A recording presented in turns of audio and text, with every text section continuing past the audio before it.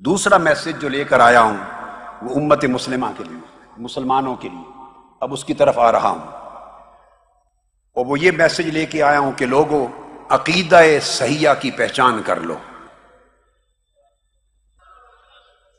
صحیح عقیدے کی پہچان کروانے کے لیے لایا ہوں، یہ میرا دوسرا مقصد ہے، تاکہ پتہ چلے کہ صحیح عقیدے کی پہچان کیا ہے۔ حضور نبی اکرم صلی اللہ تعالی علیہ وآلہ وسلم نے قرآن اور حدیث کے ذریعے جو پہچان ہمیں عطا کی، یاد رکھ لیں اس کے کچھ بنیادی اصول ہیں۔ اگر عقیدہ صحیح رکھنا ہے، اہل سنت والجماعت کے عقیدے پہ رہنا ہے، سواد اعظم کے عقیدے پہ رہنا ہے، اور اپنے عقیدے کا تعلق و تسلسل حضور خواجہ اجمیر سے رکھنا ہے، حضور سرکار غوث العظم شیخ عبد القادر جیلانی سے رکھنا ہے، حضرت شاہ نقشبند سے رکھنا ہے، حضرت مجدد الفسانی سے، حضرت شیخ سورورد سے، حضرت امام ابو الحسن الشاذلی سے، شیخ احمد سید الرفاعی سے، اولیاء سے رکھنا ہے، اور اکابر ائمہ علماء اعلام سے رکھنا ہے۔ اعلی حضرت مولانا شاہ احمد رضا خان بریلوی رحمہ اللہ تعالی سے رکھنا ہے، حضرت شاہ ولی اللہ محدث دہلوی سے رکھنا ہے، حضرت شاہ عبدالعزیز محدث دہلوی سے رکھنا ہے، حضرت شیخ عبد الحق محدث دہلوی سے رکھنا ہے، حضرت مجدد الفسانی سے رکھنا ہے، امام سیوطی سے رکھنا ہے، امام قسطلانی سے رکھنا ہے، امام عسقلانی سے رکھنا ہے، حضرت امام یوسف بن اسماعیل نبہانی سے رکھنا ہے، جو عالم عرب کے اعلی حضرت تھے ایک ہی زمانے میں، اور میرے وہ ایک واسطہ سے استاد ہیں۔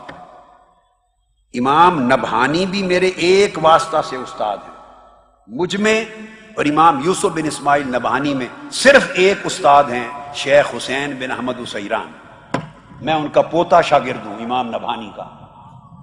شیخ حسین بن احمد اسیران براہ راست امام نبہانی کے شاگرد ہیں، لبنان کے ہیں میرے وہ استاد، بیروت لبنان کے۔ اسی طرح اعلی حضرت مجدد دین و ملت حضرت شاہ احمد رضا خان رحمہ اللہ تعالی، وہ بھی میرے دادا استاد ہیں، میں ان کا پوتا شاگرد ہوں، ان میں اور میرے درمیان صرف ایک استاد ہیں۔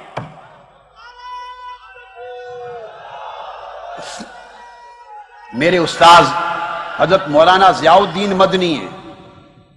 1963 میں نے باب عبد المجید کے سامنے جب ان کا گھر تھا تو تلمذ اختیار کیا، اور وہ اعلی حضرت کے براہ راست شاگرد اور خلیفہ۔ میرے ایک اور استاد مولانا ابو البرکات سید احمد القادری الالوری ہیں، وہ براہ راست اعلی حضرت کے شاگرد ہیں، ایک واسطے سے میں اعلی حضرت کا شاگرد ہوں پورا۔ میرے اساتذہ میں ایک اور مولانا سید عبد المعبود جیلانی ہیں، جو 165 برس کی عمر میں جن کی وفات ہوئی، وہ اعلی حضرت کے تلامذہ میں سے تھے۔ تو میں عرض کر رہا تھا کہ پھر قاضی ایاز سے تعلق رکھنا ہے، امام غزالی سے تعلق رکھنا ہے، امام رازی سے تعلق رکھنا ہے، اعلی القیاس جتنے ائمہ مفسرین، امام خازن ہیں، امام بغوی ہیں، امام آلوسی ہیں، صاحب روح البیان، جتنے ہر دور کے محدث، مفسر، فقیہ، مجتہد علماء اور ائمہ اہل سنت کے، ان سے تعلق رکھنا ہے، تو پھر ہمیں انہی کے علمی نقش قدم پہ چلنا ہوگا۔ جن چیزوں پر عقیدہ اہل سنت کی ترکیز ہے اور ہمیشہ ترکیز رہی ہے، ہمیشہ ترکیز رہی ہے، یاد رکھ لیں، یہ نام اہل سنت ہے۔ 1400 سال سے بڑے بڑے اکابر ہوئے، مگر اہل سنت کا نام بدل کر کسی بڑی سے بڑی شخصیت کے ساتھ مسلک کے نام کو نہیں جوڑا گیا۔ آپ میری بات کو سمجھیں، مسلک کے نام کو نہیں جوڑا گیا۔ حضور خواجہ اجمیر بھی تھے، مگر اس مسلک کو مسلک اجمیریہ نہیں کہتے، اہل سنت ہی کہتے۔ خواجہ نظام الدین اولیاء بھی تھے، قطب الدین بختیار کاکی بھی تھے، داتا گنج بخش علی حجویری بھی تھے، مگر عقیدہ اہل سنت ہی رہا، مسلک حجویریہ نہیں بنا، مسلک نظامیہ نہیں بنا، مسلک نبہانیہ نہیں بنا امام نبہانی سے، مسلک سیوطیہ نہیں بنا امام جلال الدین سیوطی سے. آپ میری بات کو سمجھ، مسلک عسقلانیہ نہیں بنا، مسلک قسطلانیہ نہیں بنا، امام عینی سے مسلک عینیہ نہیں بنا، قاضی ایاز سے مسلک ایازیہ نہیں بنا. امت میں بڑے بڑے اکابر ائمہ آئے، محدثین آئے، مفسرین آئے، تاریخ بھری پڑی ہے روشن ستاروں سے، مگر اہل سنت کا ایک وتیرہ رہا، بڑی سے بڑی کسی شخصیت کے نام پر مسلک کو معنون نہیں کیا. حضور علیہ السلام نے فرمایا تھا ما انا علیہ و اصحابی، مسلک عقیدہ وہ جس پر میں اور میرے صحابہ، میں سے مراد حضور کی سنت اور صحابہ سے مراد جماعت صحابہ. یہ نام آقا علیہ السلام نے رکھ دیا تھا اہل السنت والجماعہ. اب قیامت تک اس مسلک کا نام بدلنا حضور کے رکھے ہوئے نام سے انحراف کرنے کے مترادف ہے، آقا علیہ السلام سے انحراف کرنے کے مترادف ہے. اگر آپ یہ کرنا شروع کر دیں، نسبت اساتذہ جو چاہیں آپ کے ہوں میرے بھی ہیں، شیوخ جو چاہیں ہوں، جس سلسلے سے چاہیں منسلک ہوں، جس مدرسہ میں چاہیں پڑھیں، میں اصول سمجھا رہا ہوں آپ کو. انڈیا میں جس کسی عالم اور بزرگ سے چاہیں عقیدت رکھیں، یہ سب کچھ جائز ہے، مگر مسلک کا عنوان کسی بھی شخصیت، استاد اور شیخ اور پیر اس کے نام پر معنون نہیں ہو سکتا. جو کرے گا وہ سواد اعظم کو چھوٹا سا فرقہ بنانے کی سازش کرے گا، وہ اہل سنت کے ساتھ دشمنی کرے گا، اور اہل سنت کو امت مسلمہ کے 72 فرقوں میں شامل کرنا چاہے گا، 72 فرقوں میں شامل کرے گا، جو اہل سنت کے عنوان کی بجائے کوئی اور عنوان لگانا چاہے گا. آقا علیہ السلام نے فرمایا یہود میں 71 فرقے ہوئے، نصارہ میں 72 فرقے ہوئے، حدیث پاک. میری امت میں 73 فرقے ہوں گے، جتنے فرقے ہوں گے جہنم میں جائیں گے، اور جو جنتی ہوگا وہ ملت ہوگی. صحابہ کرام نے پوچھا یا رسول اللہ وہ کون ہے؟ فرمایا الجماعہ، وہ فرقہ نہیں ہوگا، وہ جماعت ہوگی.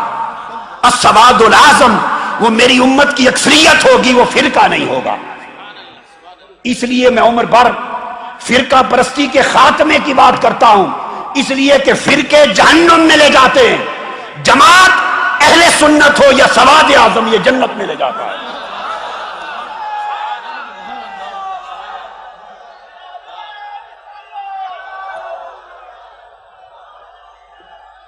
میرے اساتذہ میں اعلیٰ حضرت مولانا شاہ احمد رضا خان رحمۃ اللہ تعالی علیہ بھی ہیں ایک واسطے سے. میرے اساتذہ میں حضرت مولانا عبدالحی بحر العلوم مولانا عبدالحی فرنگی محلی بھی ہیں، حضرت مولانا عبد الباقی محدث لکھنوی کے طریق سے. تو میں اگر اساتذہ کے نام سے ہم مسلک رکھنے شروع کر دیں تو پھر میں لکھنوی بھی کہلاؤں، کوئی دہلوی کہلائے. مولانا ارشاد حسین رامپوری بھی ہمارے سلسلے اساتذہ میں آتے ہیں، پھر کوئی ہم رامپوری بھی کہلانے لگ جائیں، کوئی حیدرآبادی کہلانے لگ جائے، کوئی بیروتی کہلانے لگ جائے. میرے اساتذہ میں امام نبہانی بیروت کے تھے، لبنان کے، تو پھر وہ فرقہ مسلک لبنانیہ بن جائے. ہمارے اساتذہ میں امام محمد بن جعفر الکتانی ہیں جو امام نبہانی اور اعلیٰ حضرت کے بھی شیخ ہیں، اعلیٰ حضرت کے شیخ ہیں. اب میری بات سمجھیں، تو پھر ہم مسلک کو مسلک کی تانیہ کہہ دیں. شیخ محمد المکی الکتانی شیخ محمد الفاتح الکتانی ہیں، فاس کے اکابر ہیں، شنقیط کے اکابر ہیں، مکہ اور مدینہ کے اکابر ہیں، محدثین ہیں جگہ جگہ کے. تو اگر ہم اپنے مشائخ اور بزرگوں کے نام پر مسلک کو ان کی طرف منسوب کرنے لگ جائیں تو یہاں 1000 مسلک کھڑے ہو جائیں گے اور اہل سنت دفن ہو جائے گا. لہذا اہل سنت کی پہچان کے لیے میری پہلی نصیحت یہ ہے ہند والو کہ مسلک کی کوئی نسبت کسی شخصیت کی طرف نہ کریں، نہ کسی مدرسہ کی طرف کریں، نہ کسی پیر کی طرف کریں، نہ کسی خانوادے کی طرف کریں، نہ کسی شہر کی طرف کریں. مسلک کی نسبت صرف مصطفیٰ کی طرف اور جماعت صحابہ کی طرف رہے گی.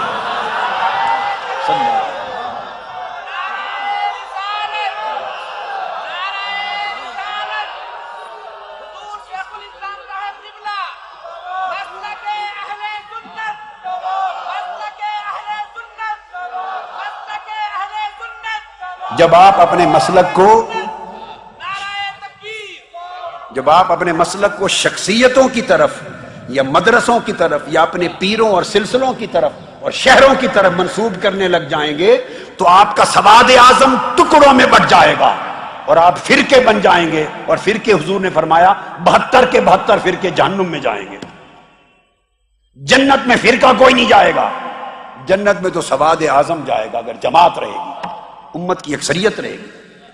پھر پاکستان اور ہندوستان والوں یہ سمجھو کہ جو گورکھ دھندے آپ کے ہیں، جو مسائل آپ کے ہیں، جن باتوں پر آپ فتوے لیے پھرتے ہیں، انہیں ہندوستان سے باہر تو ان باتوں کو جانتا ہی کوئی نہیں. وہ اہل سنت جو ملک کے شام میں رہتے ہیں ان پر کیا کہیں گے؟ وہ جو مصر میں کل اہل سنت ہیں ان پر کیا فتویٰ لگائیں گے؟ وہ سنی ہیں یا نہیں؟ وہ فلاں کے بارے میں کیا کہتے ہیں، فلاں کے بارے وہ فلاں بلا کو جانتے ہی نہیں. اردن و فلسطین میں اہل سنت ہے کیا کہیں گے؟ عراق میں اہل سنت ہے ان پر کیا کہیں گے؟ ان کو تو پتہ ہی نہیں. یہ ہمارے ہند کے معاملات ہیں.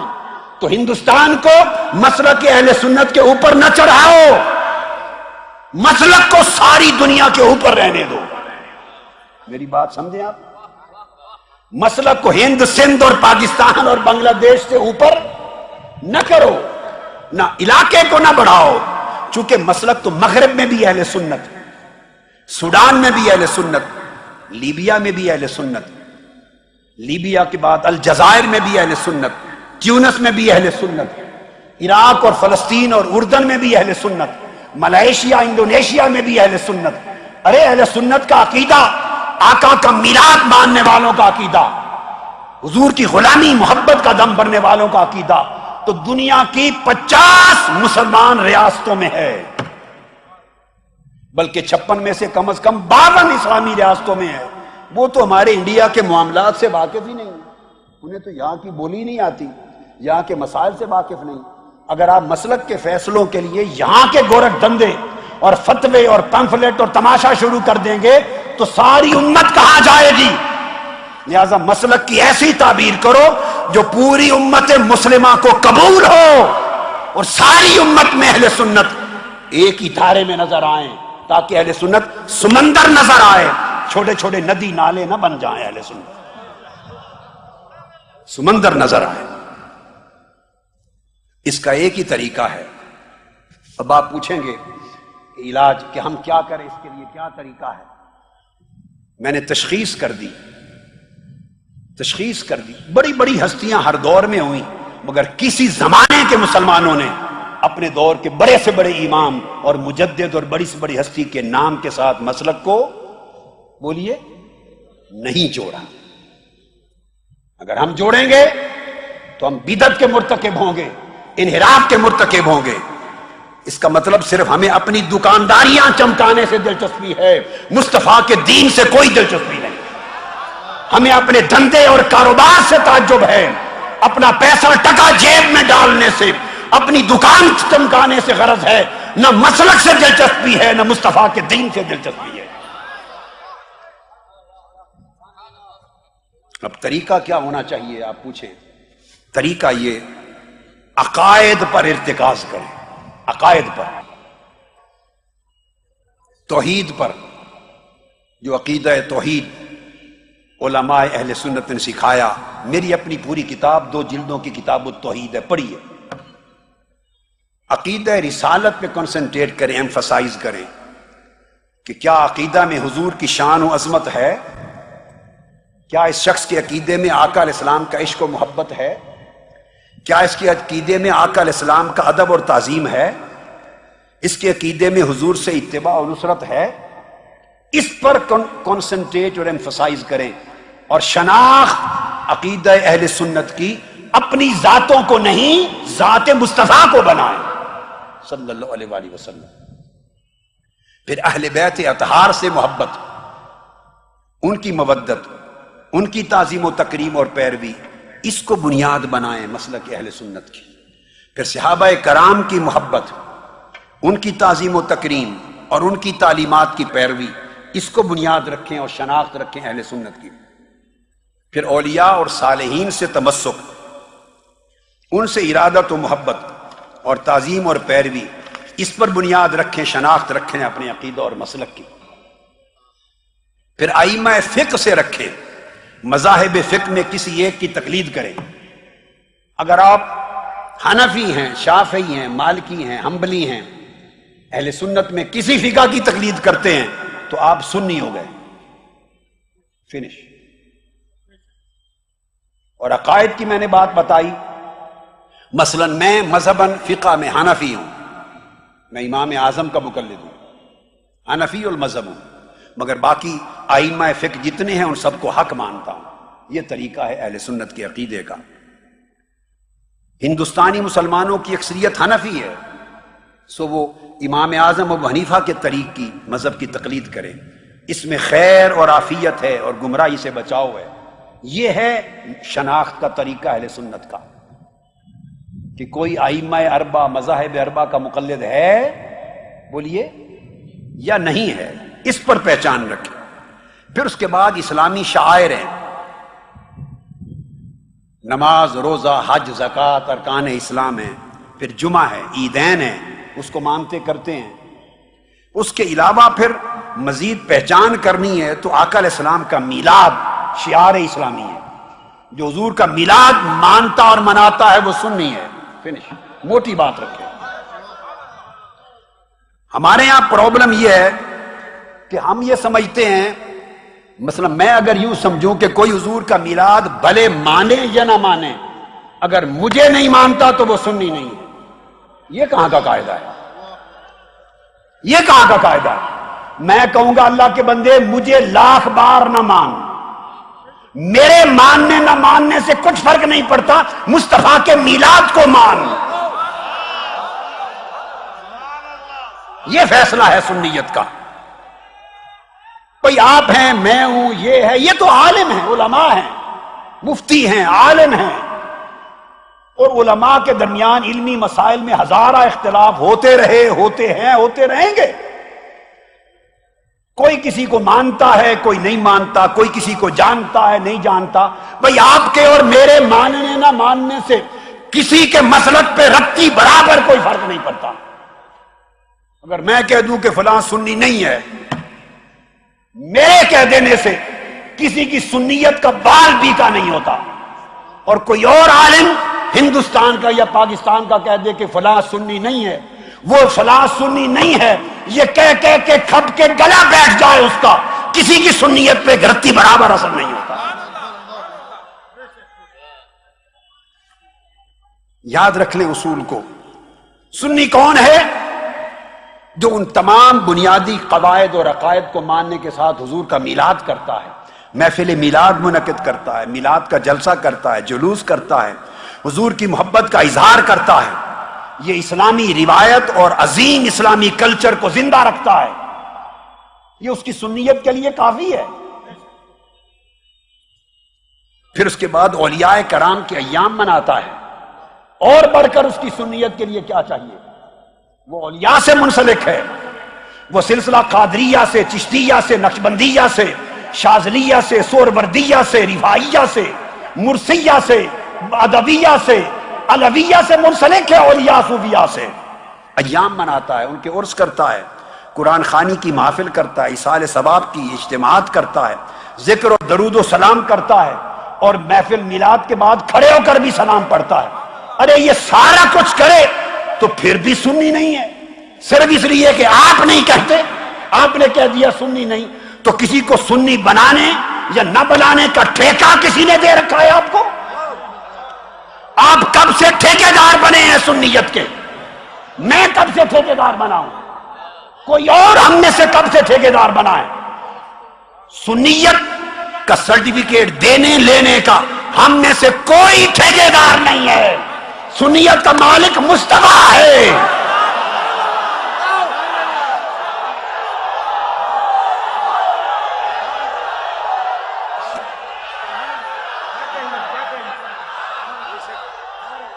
جو مصطفیٰ کی بارگاہ میں مقبول ہے وہ سنیت کا امام ہے، جو مصطفیٰ کی بارگاہ سے راندہ گیا، رد ہو گیا، وہ بے ایمان ہے۔ دیکھو کہ اس بندے کی محبت آقا سے کیا ہے، حضور کی نوکری کیا ہے، عقیدہ حضور سے کیا ہے، صحابہ سے کیا ہے، اہل بیت سے کیا ہے، اولیاء سے کیا ہے، امام اعظم سے کیا نسبت ہے، یہ بنیادی دیکھنے کی یہ باتیں۔ پھر میلاد اور عرس بھی آ گئے، سلسلہ طریقت سے منسلک ہے، تو یہ وہ بنیادی چیزیں ہیں۔ اگر یہ بنیادی چیزیں موجود ہیں تو وہ اہل سنت ہے، وہ اہل سنت ہے۔ اب دیکھیے، اگر آپ میری بات ماننا شروع کر دیں گے ایک عالم کے طور پر کہ جو میں کہوں ہر بات میری مانے تو سنی ہے، دوسرے عالم کی بات ماننا شروع کر دیں گے کہ اس کی ہر بات مانے تو وہ سنی ہے، ادھر سے ایک اور اٹھے گا اس کی بات ماننے کی شرط لگا دیں گے، میرا ہر فتویٰ میری ہر بات مانے تو سنی ہے۔ یہ شرائط کس نے لگائیں؟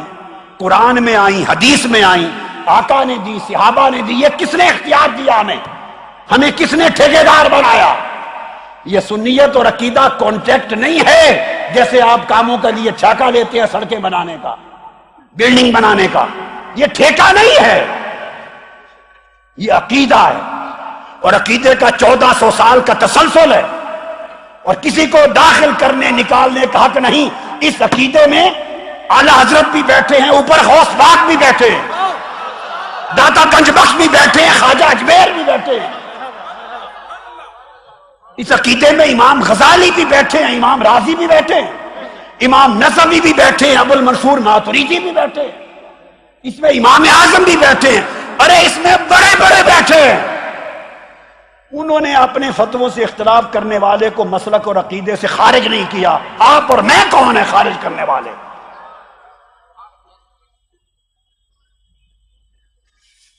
کسی کو اسلام میں داخل کرنا، خارج کرنا، یہ حق میرا نہیں ہے، آپ کا نہیں ہے، کسی کا نہیں، یہ اللہ رسول کا حق ہے۔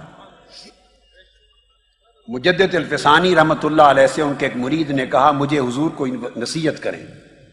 حضرت مجدد الفسانی نے فرمایا، عرض کیا حضور نصیحت کریں، فرمایا بیٹے ایک ہی نصیحت ہے، نہ کبھی خدا بننا نہ کبھی رسول بننا۔ انہوں نے کہا وہ خدا رسول تو کوئی بھی نہیں بنتا، یہ کون سوچ سکتا ہے خدا بننے کا یا رسول بننے کا؟ فرمایا بیٹے نہ سمجھو تو یہی جواب ہوگا، گہرائی میں جاؤ تو بڑے بڑے لوگ خدا بھی بننا چاہتے ہیں، رسول بھی بننا چاہتے ہیں۔ پوچھا کیا مطلب؟ آپ نے فرمایا میرے بیٹے یہ شان صرف خدا کی ہے کہ جو چاہتا ہے وہی ہوتا ہے، یہ شان صرف خدا کی ہے کہ جو چاہے وہی ہو، فعال لما یرید، جو چاہے وہی ہو۔ کبھی ایسی آرزو نہ رکھنا کہ جو میں چاہوں وہی ہو، جو میں چاہوں وہی ہو۔ کبھی آپ کی منشا کے مطابق ہوگا، کبھی منشا کے مطابق نہیں ہوگا۔ آپ کی مرضی کے مطابق ہو جائے تو شکر کر دینا، آپ کی مرضی کے خلاف ہو جائے تو صبر کر لینا۔ یہ نہ آرزو کرنا کہ جو میں چاہوں وہی ہو، یہ شان صرف اللہ کی ہے۔ اور اگر یہ سوچیں گے تو اس کا مطلب ہے خود کو خدا بنانا چاہتے ہیں، معاذ اللہ۔ اس نے پوچھا تو رسول کیسے بنانے کی بات ہوئی؟ فرمایا یہ شان صرف رسول کی ہے، جو ان سے اختلاف کرے وہ کافر ہے، جو ان کی بات کو رد کرے، بولیے، جو رسول کی بات کو رد کرے وہ کافر ہے۔ یہ شان صرف ایک ہستی کی ہے روئے زمین کی، اور یہ شان اور نہ کسی عالم کی ہے، نہ کسی پیر کی ہے، نہ کسی مفتی کی ہے۔ جو رسول کی بات کو رد کرے کافر۔ اور اگر تم یہ کہو کہ جو تمہاری بات نہ مانے وہ کافر ہے، اس کا مطلب ہے تم خود کو رسول کے منصب پہ بٹھانا چاہتے ہو۔ لہذا اللہ کا منصب اللہ کے لیے رہنے دیں ہم لوگ، اور رسول کا منصب ہمیں چاہیے کہ رسول ہی کے لیے رہنے دیں۔ ہم اللہ کے بندے بن کے رہیں، رسول کے غلام بن کے رہیں۔ مسائل پر رہ گئے اختلاف، مین آؤٹ لائن عقیدے کی بنیادی اساسی دائرے کے اندر رہتے ہوئے صحابہ کرام کے بھی آپس میں علمی اختلاف ہوتے تھے۔ انہوں نے جو ایک دوسرے کو کافر کبھی نہیں بنایا، لو میں ایک ہی مثال دیتا ہوں، ام المومنین حضرت عائشہ صدیقہ سمیت ان کا اور عبداللہ ابن عباس اور صحابہ کا اس مسئلے پر بھی اختلاف تھا کہ حضور علیہ السلام نے آنکھوں سے اللہ کو دیکھا ہے یا نہیں دیکھا۔ کئی لوگ منکر تھے، وہ کہتے تھے کہ اللہ رؤیت باری تعالیٰ نہیں ممکن، نہیں اللہ کو آنکھوں سے نہیں دیکھا معراج کی شب، اور کئی صحابہ قائل تھے کہ آنکھوں سے دیکھا، ایک نہیں 2 بار دیکھا ہے۔ اب ہمارا عقیدہ کہ آقا علیہ السلام نے دل کی آنکھوں سے بھی دیکھا ہے، سر کی آنکھوں سے بھی دیکھا ہے، ہمارا عقیدہ یہ ہے۔ مگر صحابہ کرام میں ایسے ہیں جو حضرت عائشہ صدیقہ سمیت رضی اللہ جو اس کو نہیں مانتے تھے، تو بولیے کس کو نکالیں گے، کس کو داخل کریں گے؟ آپ بخاری شریف کو دیکھ لیجئے، مسلم شریف کو دیکھ لیجئے، ترمذی شریف کو دیکھ لیجئے۔ میں نے ایک مثال دے کے آپ کو بہت بڑی بات سمجھا دی۔ اتنے بڑے مسئلے تک اختلاف ہوتا تھا کہ رؤیت باری تعالیٰ ہوئی یا بولیے نہ ہوئی، وہ بھی صحابی اور وہ بھی صحابی۔ یہ آقا علیہ السلام نے کلچر دیا تھا، آقا السلام نے کلچر دیا تھا۔ بہت سے صحابہ میں پھر اختلاف تھے، ان کی روایات اسی وجہ سے تو الگ مذاہب بنے۔ بھئی موزوں پر مسح ہر کوئی مانتا تھا، بعض صحابہ جرابوں پر مسح کرتے تھے، بعض نہیں کرتے تھے، تو کسی نے سنیت سے خارج کر دیا۔ پھر مذاہب میں اس پر قول بنے۔ نماز حضر میں، بیماری میں، بارش ہو تو جمع کرنی ہے زور اثر کی اور مغرب عشاء کی یا نہیں کرنی؟ کئی صحابہ مانتے تھے جمع کرنے کو، کئی نہیں مانتے تھے۔ اس پر مذاہب بنے، تو بولیے نکال دیا انہوں نے کسی نے اہل سنت سے یا صحابہ سے؟ امام اعظم کا ایک مذہب بنا، خود امام اعظم کے اپنے شاگرد کئی مسائل میں امام ابو یوسف اور امام محمد بن حسن شیبانی امام اعظم سے اختلاف کرتے، تو نکال دیں گے حنفیت سے؟ کئی مسائل پہ اتفاق، کئیوں پر اختلاف۔ امام ابو یوسف امام مالک کے شاگرد ہیں خود، اور امام مالک سے اختلاف کیا کئی مسائل میں، تو انہوں نے نکال دیا انہوں۔ امام احمد بن حنبل امام شافعی کے شاگرد ہیں، اور امام شافعی امام مالک کے شاگرد ہیں، امام ابو یوسف نہیں، امام شافعی امام مالک کے شاگرد ہیں۔ الگ مذہب بنایا، امام مالک کے طریق پہ نہیں چلے تو کیا نکال دیا جائے ان کو؟ امام احمد بن حنبل امام شافعی کے شاگرد ہیں، اختلاف کیا مذہبی نیا بنا دیا، اتنا اختلاف علمی تھا تو کیا نکال دیا جائے کسی کو؟ اسی طرح 4 مذاہب ہو گئے، آپس میں اختلاف ہیں مگر ہم چاروں کو حق مانتے ہیں۔ یہ ہے کلچر اسلام کا، یہ ہے وسعت اسلام کی۔ مذاہب 4 الگ الگ ہیں، ہم چاروں کو حق مانتے ہیں۔ ایک رفع یدین کر کے نماز پڑھ رہا ہے، ایک نہیں کر رہا، ایک آمین اونچی کہہ رہا ہے، ایک مذہب کا ہم نہیں کہہ رہے، ایک امام کے پیچھے سورہ فاتحہ اور قرات کو پڑھ رہا ہے اور ایک نہیں پڑھ رہا، مگر فتویٰ کیا ہے؟ چاروں مذاہب حق پر ہیں۔ اتنی وسعت دی گئی ہے اسلام کے اندر، یہ تعلیم ہے اصل۔ اس مزاج کو اپنانا ہوگا اپنے مسلک اور عقیدے کے اندر۔ علمی تحقیق میں اگر کوئی اختلاف ہے آپس میں تو کیا ہوا؟ بنیادی باتوں پہ کنسنٹریٹ کرتے ہیں۔ اگر بنیادی چیزیں جو میں بیان کر چکا ہماری ایک ہیں تو علمی اختلافات علماء کی شان ہوتی ہے۔ آقا نے فرمایا اختلاف امتی رحمتن، میری امت میں علمی اختلاف رحمت ہے۔ تو صحابہ میں ہوئے، سلف صالحین میں ہوئے، ائمہ فقہ میں ہوئے، ائمہ حدیث میں ہوئے۔ امام بخاری نے اعتراضات کیے امام اعظم ابو حنیفہ پر، کس کو برا بھلا کہا جائے؟ بولیے اب مجھے بتائیں کس کو برا بھلا کہا جائے؟ اعتراض کیے امام بخاری نے، علمی اختلاف ہے، ختم ہو گئی بات۔ میری بات آپ سمجھ رہے ہیں نا؟ اسی طرح بہت سے ائمہ کے درمیان ائمہ تفسیر کی کتابیں پڑھیں، ائمہ عقیدہ کی کتابیں پڑھیں، ائمہ فضائل و مناقب کی پڑھیں، ہر باب میں آپ کو ہر سطر میں ملے گا کہ فلاں نے یہ کہا مگر فلاں نے یہ کہا۔ اختلاف ہے ہر ایک کے تعبیر پر، تشریح پر، مگر کسی نے 1400-1500 سال میں یہ روش نہیں اپنائی کہ علمی اختلافات پر پکڑ کے اہل سنت سے خارج کر دیں اور اسلام سے خارج کر دیں۔ یہ طریقہ کبھی نہیں تھا، یہ طریقہ اسلام کی تاریخ میں کبھی نہیں تھا۔ اس کے برعکس امام اعظم کے مخالفین ان پر تہمتیں لگاتے تھے، امام اعظم نے نہیں لگائیں۔ امام شافعی کے مخالف تہمتیں لگاتے تھے، امام شافعی نے یہ کام نہیں کیا۔ امام مالک کے مخالفین ان پر تہمتیں لگاتے تھے، اعتراض کرتے تھے، امام مالک نے نہیں کیا۔ امام احمد بن حنبل کے مخالف یہ کرتے تھے، امام احمد بن حنبل نے کبھی نہیں کیا۔ سو اختلاف رائے، آزادی رائے برداشت کرنا، یہی اسلام کا حسن ہے، اسلام کا حسن ہے۔ ہمیں متشددانہ رویہ، تعصب کا رویہ، تشدد کا رویہ، اجارہ داری کا رویہ ختم کرنا ہوگا۔ اس سے اہل سنت کو بہت نقصان پہنچ رہا ہے۔ اور میں آپ کو آخری نصیحت اس بات میں کر کے کہ شان مصطفیٰ کو لے رہا ہوں، اس کے بعد پھر بتاؤں کہ اہل سنت کا عقیدہ ہے کیا، پھر اس پر آتا ہوں۔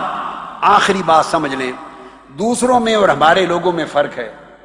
دوسرے عقیدے کے لوگ علماء کو دیکھتے ہیں، اگر 100 میں 10 باتیں بھی ان کی مشترک مل جائیں نا، 5 باتیں بھی مل جائیں تو انہیں اپنا بنا لیتے ہیں، انہیں اپنا قرار دیتے ہیں، اور اس طرح اپنی تعداد بڑھاتے چلے جا رہے ہیں۔ ہمارے لوگوں نے بدقسمتی یہ کر لی ہے کہ 100 میں 99 باتیں ملتی ہوں، 95 باتیں ملتی ہوں، 2-4 ایشوز پر اختلاف ہو، ہم دھکا دے کے اسے سنیت سے خارج کر دیتے ہیں، اسلام سے خارج کر دیتے ہیں۔ یہ خارج کرتے کرتے ہم سواد اعظم کی بجائے چھوٹا سا فرقہ بنتے چلے جا رہے ہیں، اور دوسرے لوگ مطابقت کی وجہ سے داخل کرتے کرتے جو فرقے تھے وہ جماعت اور سواد اعظم بنتے چلے جا رہے ہیں۔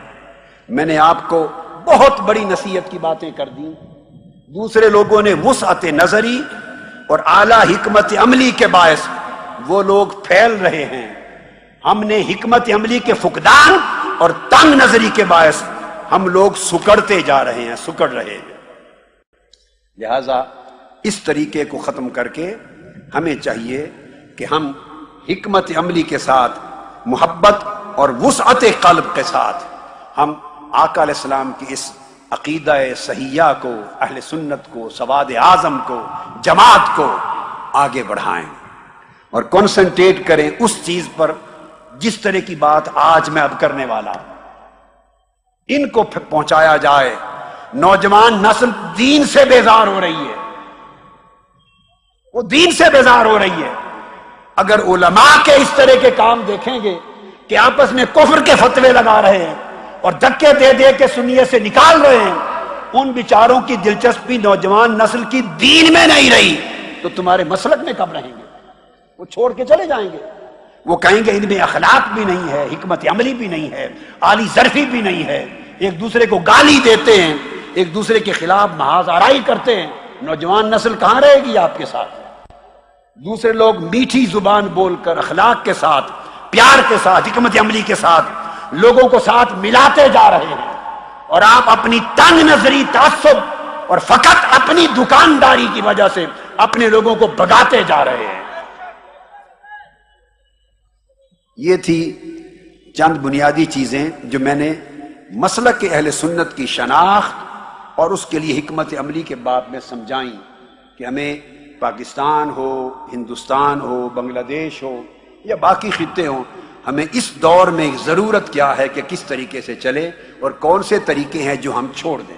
حاضرین محترم،